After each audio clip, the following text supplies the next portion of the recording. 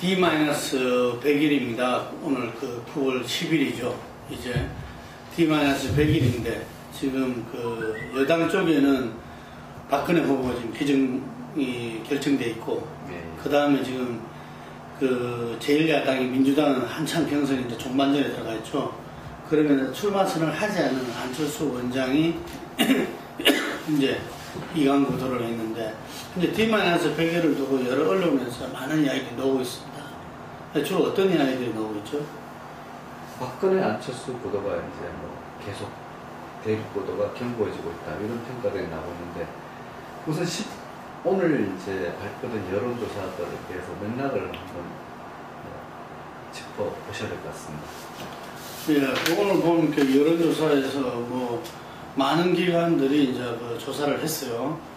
우리가 이제 매일 1일 조사를 하고 있는 리얼미터를 포함해서 그 모든 조사에서 보니까 현재 양자 대결에서 박근혜 후보가 뭐 작게는 2%, 5%, 뭐 가장 많이 벌어진 건 한 10% 정도까지 이렇게 어쨌든 간에 박근혜 후보가 좀 앞서는 구도가 뭐 어떤 면에서는 당연하죠. 이게 아직 출마 선언도 하지 않았고 그 지지 세력과 조직도 아직 모습을 드러내지 않는, 물론 뭐 드러내면 더 마이너스 되는 수도 있다 이런 의견도 있지만 현재 그 정도로 지금 이제 그 박근혜 후보가 앞서고 있다. 근데 이제 최근에 일어났던 어떤 그 금태섭 변호사의 어떤 폭로 기자회견, 이 폭로 기자회견이 그 전에 그 박근혜 후보와 안철수 원장과의 차이를, 지지율 차이를 갖다가 거의 뭐 이렇게 변화시키지 못했다 라는 점을 갖다가 이번에 가장 이렇게 그 포인트로 볼 수 있지 않나 이렇게 보여집니다. 이번에 이제 여론조사를 이렇게 쭉 보면은 6일날 이제 금태섭 변호사의 기자회견이 있고 난 다음에 리얼미터나 갤럽에서 이제 6일, 7일 이틀간 조사한 바에 따르면은 박근혜 후보는 현상 유지, 안철수 원장도 소폭하라, 문재인 후보도 소폭하라. 이게 묘한 상황인데 이거 좀 해석을 할 필요가 있을 것 같습니다. 아니, 금태섭 변호사의 폭로 기자회견은 본래 이 네거티브 해가지고 이 득보는 데는 없습니다. 오히려 이렇게 네거티브를 하게 되면은 이 마이너스가 되는데 그 마이너스가 어느 정도일까 이런 게 중요한 포인트였던 거죠. 말하자면 금태섭 변호사의 그 발언을 갖다가 신뢰하는 쪽에서는 만약에 이것이 어떤 민간인 사찰 그리고 그 구태 공작 정치였다 라고 하는 부분들이 많으면은 그 박근혜 후보를 지지했던 중도층이 많이 빠져나갔을 거고, 그에 비해서 예를 들면 그 안철수가 이 지적받았던, 예를 들면 정준길로부터 뇌물이다, 여자 문제가에 대해서 조금이라도 부정적인 영향을 받았다면은 이 안철수 원장 지지도 이렇게 떨어지는 거죠. 그리고 전체의 정치인에 대한 불신 때문에 예를 들면은 이 문재인 후보보다 조금 떨어졌다 이렇게 볼 수 있는 거죠. 그런데 이것이 만약에 폭로가 치명타였다, 예, 이렇다면 그 후보는 크게 떨어지고 작게 떨어지고 이 차이가 있는 거죠. 근데 지금 조사 결과는 그 차이가 아주 미미하게 거의 다 또 비슷하게 1, 2%씩 떨어진 꼴이 됐잖아요. 이게. 그래서 이거는 뭐 이 폭로 기자회견만 봤을 때는, 그 위에 지지율만 봤을 때는 뭐 이것의 성분은 뭐 예단하기 어렵다 이렇게 이제 볼 수 있는데, 근데 이제 재밌는 거는 이 조사를 하고 나서 안철수 원장에 대한 지지가 어찌 됐냐 물어보니까 그 전에 지지했다가 계속 지지한다, 지지하지 않았다가 계속 지지하지 않는다, 뭐 이거 비슷해요. 예를 들면은. 그런데 그 지지했는데 지지를 안 한다고 지지 안 했다가 지지한다고 이 차이가 좀 있어요. 그러니까 그 지지했다가 지지 안 한다는 한 8%, 그 다음에 지지 안 했다 한다는 2%, 예를 들면은. 그래서 이 전체적으로 봤을 때는 조금 손해본 장사였지 않느냐 이런 이야기들이 있고, 거기에서는 뭐냐면은 좀 안철수식 이 방식이 아니었던 것 같다 네. 소통하고 예를 들면은 이 부드러운 카리스마랄까요? 예, 이랬는데 폭력 이 기자회견이라는 것은 뭔가 좀 강성이고 우리 이전에 치고받던 정치를 갖다 떠올리게 돼 있거든요. 그래서 이거는 좀 안철수 방식은 아니었던 것 같아. 뭐 이런 거는 좀 이렇게 남아있죠. 이게.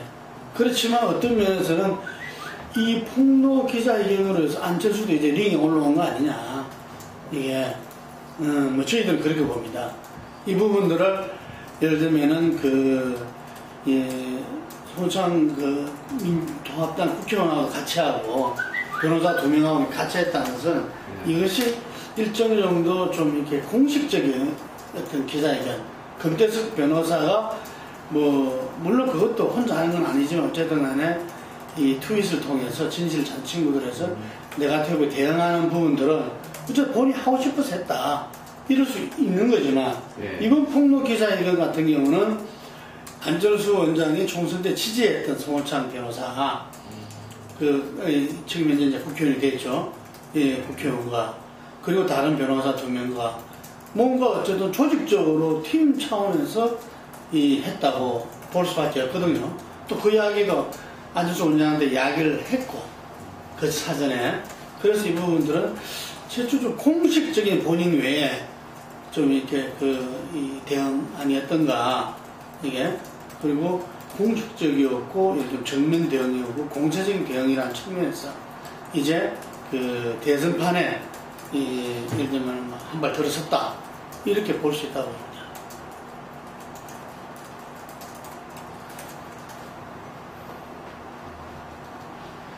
아까 이제 포함해서 비호감으로 전환한 층이 이제 18%인데 비해서 비호감에서 호감으로 전환된 층이 이제 4% 그쳤다고 말씀하셨는데 이것이 향후에 안 원장에게 정치적 상처일 수 있다라고 하는 일가의 분석도 있던데요. 그러니까 이번에 보면 이제 딴 여론조사에서도 이 문재인 후보가 많이 올랐죠. 근데 이제 서로 시소 게임이 있기 때문에 문재인 후보가 많이 오르면 안철수 후보가 좀 내려가고 안철수 내려가면 문재인 후보가 좀 오르고 지금 그게 왜냐하면 전체적인 반 정도의 어떤 약간 지지의 표 가지고 이렇게 움직이는 거니까 이게 그런데 그 중에서 특히 안 원장을 지지했던 보수 성향과 중도층이 좀 많이 빠졌다. 제가 좀 전에 말씀드린 대로 이건 안철수 원장을 지지했던 사람들이 생각하고 있었던 안철수의 방식과는 좀 다르다. 이런 걸 들 수 있겠습니다. 그러니까 지금 이제 안철수 원장이 출마 선언을 하고 누구랑 같이 할 건가를 이야기하고 구체적인 정책을 내놓는 순간에 어쨌든 안철수 원장을 지지했던 부분들에서 뭐 플러스도 있겠지만 예를 들면은 다른 부분이 더 합세할 수도 있겠지만 예를 들면 마이너스 부분도 상당할 거라는 이런 이제 간접들이 있죠. 지금 이제 보수 성향이라든지 어쨌든 보수 성향의 중도 성향까지도 예를 들면은 안철수 원장이 뭐 예를 들면은 야당 뭐 흔히 말해서 좌파와 손을 잡는다면은 그 부분에서 떨어져 나간 부분도 분명히 있을 수밖에 없다. 이게 뭐 그걸 갖다가 이번에 1년의 과정이었지만 조금 드러난 거 아닌가 봅니다.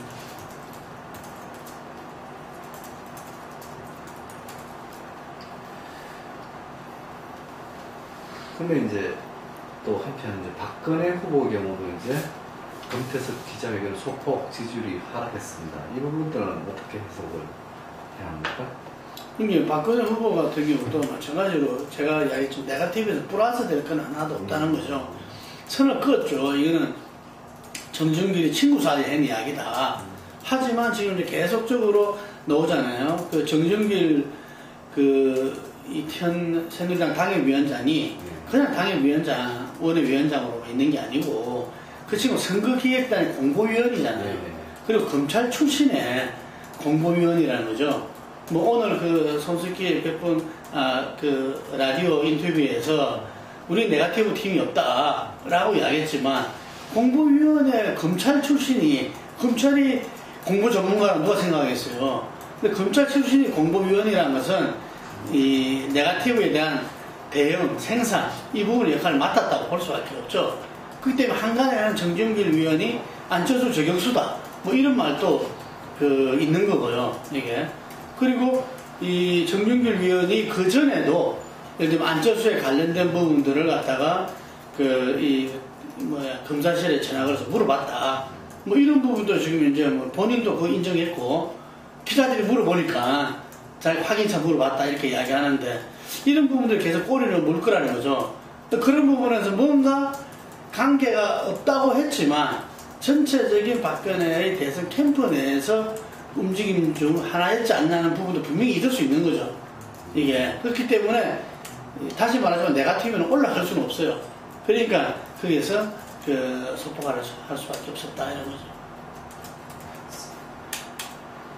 지금 보면 우리 이제 민주당 경선이 종반전에 들어가고 있잖아요. 예, 예. 그래서 문재인 후보가 지금 10연승을 이제 하고 예. 뭐 막판에 어쨌든 간에 그 부산에서도 거의 70% 가까이 받고 이 충남에서도 상당한 지지를 받으면서 이제 다시 가반을 이제 넘어섰죠. 누적이 합계. 예. 그래서 이제 남은 그 경기 서울 수도권에서 이제 이 대세론을 갖다가 밴드웨건 효과로 나갔을 때 뭐 결선 없이 그 16일 날 이렇게 그 후보로 선출되지 않겠냐는 뭐 감촉도 많아요. 예. 많은데 하여튼간에 손학규 대표가 상당히 그 경기도지사도 지냈고 이 경기 지역에 이제 이런 부분들도 있기 때문에 그 막판에 예를 들면은 뭐 이렇게 나머지 후보들이 선전한다면은 또 50%라는 게 사실 참 어려운 거거든요.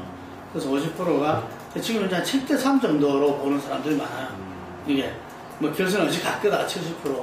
그래도 결선할 거다 한 30% 정도 있는데 하여간에 이제 그런 과정을 통해서 후보가 될 건데 현재 이 D-100일 여론조사에서는 이 다자 대결에서 뭐 일부 여론조사지만 어쨌든 간에 20%를 넘은 조사가 나왔다. 이게 상당히 그 의미가 있다고 봅니다. 저는 다자 대결에서 그 20%가 넘는다면은 이 후보 선출된 다음에 컨벤션 효과를 받아서 한 25%까지 가버리면은 이거는 1강 2중 구도가 된다. 이게 1강은 어쩔 수 없어요. 그 박근혜 후보는 왜? 이 안정적인 그 40% 이상을 마크하고 있기 때문에 이 박근혜 후보가 중으로 내려가지는 않죠. 이게 그렇기 때문에 2강 1중이냐 이 1강 2중이냐 이건데 문재인 후보가 선전하면은 안철수 시속 게임으로 내려가기 때문에 1강 2중이 된다는 겁니다. 그래서 1강 2중 구도가 되면은 그 약간의 그 단일화 부분들이 복잡해지는 거죠. 이게 그래서 어느 후보가 됐든 간에 2강 1중이 되면은 그 50%의 그 안철수 후보가 5%의 박원순 후보를 양보했듯이 오히려 지지율 차이가 크면은 그렇게 양보하든 어쨌든 낮은 후보가 양보하든 어떤 좀 이렇게 협상이나 뭐 이렇게 박원순 안철수처럼 그런 그 단일화 모델이 성립이 가능하죠. 그렇지만 이게 비슷했을 경우에는 참 이게 그 어려운 상황에 봉착하게 된다. 그래서 이때는 어떤 진검승부를 하지 않을 수 없는 뭐 이런 부분들이 되기 때문에 제가 볼 때는 그 문재인 후보 20% 이상을 이렇게 넘어섰다는 상당히 중요한 의미다. 근데 그 반면에 현재 민주당의 어떤 대선 그 경선 과정이 예를 들면 국민 감동 드라마를 가지 못하고 지금 현재 그 문재인 후보도 말씀하시는 게 당선되면은 후보 선출되면은 당의 쇄신부터 이야기하겠다. 개파 정치 타파하고 현 지도부에 대한 입장 뭐 여러 가지 이야기를 하고 있어요. 이게 그렇기 때문에 이 부분들이 상당히 딜레마다. 이게 어쩌면 말하면은 자기 후보가 힘있게 나가기 위해서는 어떤 면에서는 당을 갖다 칼을 대야 되는 좀 이런 상황이라는 이야기죠. 이게 그런 면에서 민주당은 지금 현재 한편의 위기다. 그렇지만 이 위기를 또 기회로 극복하는 가운데에서 뭔가 이 경선 때 못했던 그런 국민 감동을 줄 수 있지 않겠냐 이렇게 보여집니다. 지금까지 이제 안철수 원장하고 문재인 후보 간에 이렇게 야권 단일화 조사 6대4로 항상 안 후보가 안 원장이 앞서다가 여론조사에서는 거의 뭐 오차 범위 내로 줄어들던가 아니면 한겨레처럼 이렇게 뒤집어지는 경우도 있었는데 이 부분들은 어떻게 해석해야 되는지. 이게 안철수 원장에 대해서 지금 피로감이 극대화되어 있다. 아마 그 극대화된 시점에서 이제 출마 선언도 할 거고 한데, 어쨌든 간에 좀 피로감이 극대화되어 있다. 이런 부분에 특히 지금 40대에서 많이 빠졌어요.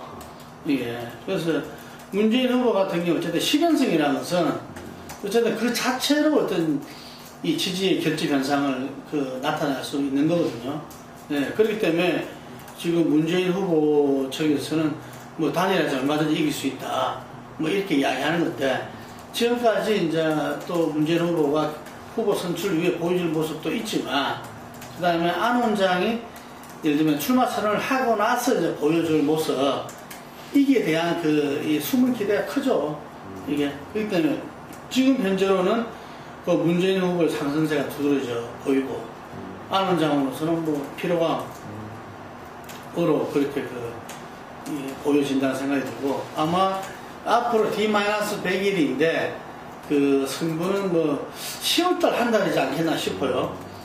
이 민주당 후보가 선출되고, 예를 들면은 그 당 쇄신부터 시작해가지고, 예를 들면은 뭔가 이 책임있는 어떤 제1야당의 주자로서 야권 전체 연대를 만들어 나가는 모습들, 수권 정당으로 당을 이렇게 쇄신해 나가는 모습들, 뭐 이런 부분 속에서 문재인 후보에 대한 지지의 결집이 이렇게 폭발적으로 되지 않을까, 이게.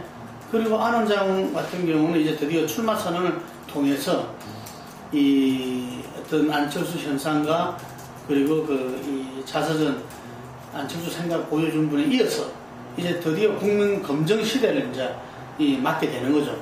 자기가 누구랑 같이 일해서 아주 생각이 나는 정책을 구체적으로 어떻게 실현할 것이고, 이게 자기 비전과 함께하는 참모며 팀들, 그리고 구체적 정책들, 뭐 이런 부분들 속에서 이 상당한 또 이렇게 이 시너지 효과도 있지 않겠는가. 그리고 박근혜 후보는 지금 이제 대통합이라든지 어떤 그런 이 강폭 행보, 이런 부분들이 어떤 이 2040세까지도 끌어들이고, 그리고 어떤 이 가장 강점이라 할 수 있는 국정 경륜, 뭐 이런 부분들을 뭐 중국도 가신다는데, 이런 부분들을 통해서 뭔가 차원이 다른 준비된 지도자다. 뭐 이런 속에서 3자가 아마 어우러지면서 민심을 갖다 누가 장악하느냐. 이게 바로 10월 달에 보여질 거고, 그것이 어떤 10월 말 정도 좀 이렇게 정리가 되지면서 11월 달에 역시 야권 후보 단일화가 이루어지면서 본선을 가지 않겠나 싶습니다. 네, 감사합니다. 네, 네. 오늘까지 오늘 D-100일 이번 12월 대선에 대해서 여론조사에 나타난 바와 한번 짚어보고, 그리고 이 박근혜 후보, 그 다음에 민주당의 현재 10연승을 한 문재인 후보, 그리고 이 안철수 원장에 대해서 짚어봤습니다. 네, 감사합니다.